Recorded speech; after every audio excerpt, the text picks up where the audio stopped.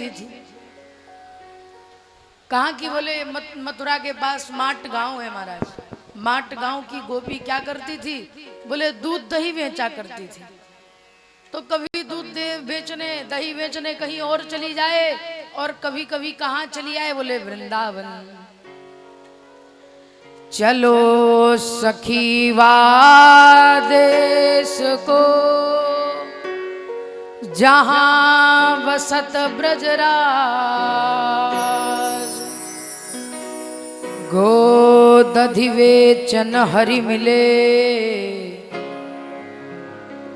एक पंथ दो काज। गोपी क्या सोचती है, कहाँ चले? बोले वृंदावन चलते हैं दूध दही बेचने के लिए।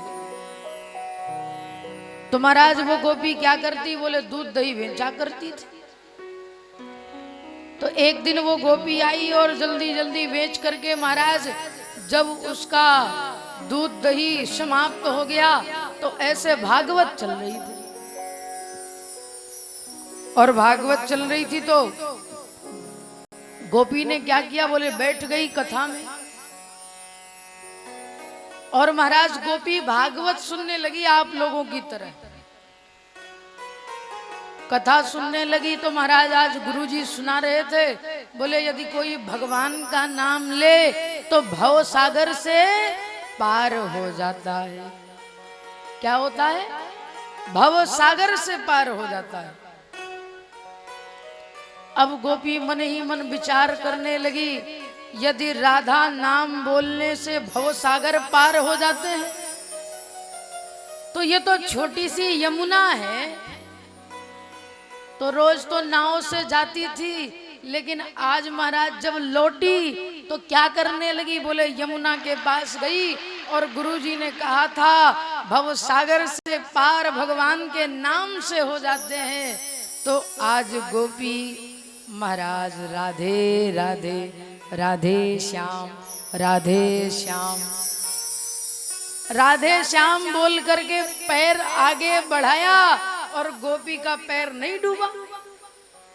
दूसरा कदम बढ़ाया, नहीं डूबा। अब तो गोपी राधे श्याम राधे श्याम राधे श्याम करती करती यमुना पार कर गई। अब तो क्या था भैया, नाव का खर्चा बचने लग गया। राधे श्याम बोलती बोलती चली जाए और राधे श्याम बोलती बोलती चली आई। अब महाराज जब पैसा बचने लगा तो गोपी ने सोचा जिन गुरुजी की कृपा से 2 पैसे बच रहे हैं तो गुरुजी को थोड़ा कुछ खीर पूड़ी पुआ बनवा कर खिला दूं।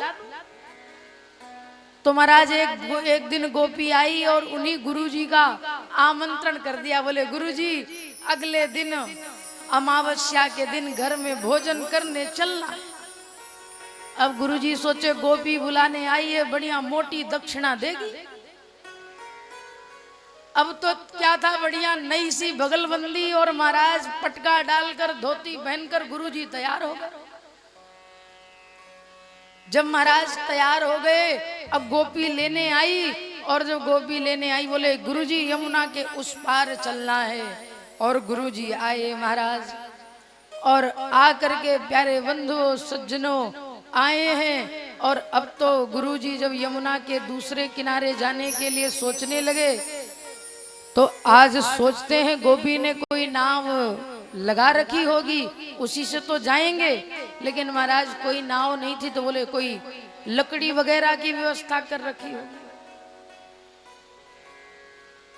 अब गोपी तो जैसे उसका नियम था वो तो जाने लग गई। अरे गुरुजी ने सोचा लकड़ी होगी नीचे, तो गुरुजी ने पैर रखा और पैर कहां तक? बोले एक बार में ही घुटनों तक। अब गोपी का पैर नहीं डूबा। अब गोपी ने दूसरा पैर बढ़ाया, वो तो ऊपर ऊपर, और दूसरे पैर में तो गुरुजी कमर तक पानी। अब तीसरा पैर बढ़ाया तो महाराज अब तो पानी छाती तक। और गोपी ऊपर ऊपर चले तो गुरुजी सोचे भैया आज तो फंस गए कोई जादूगरनी चुड़ैल के चक्कर में।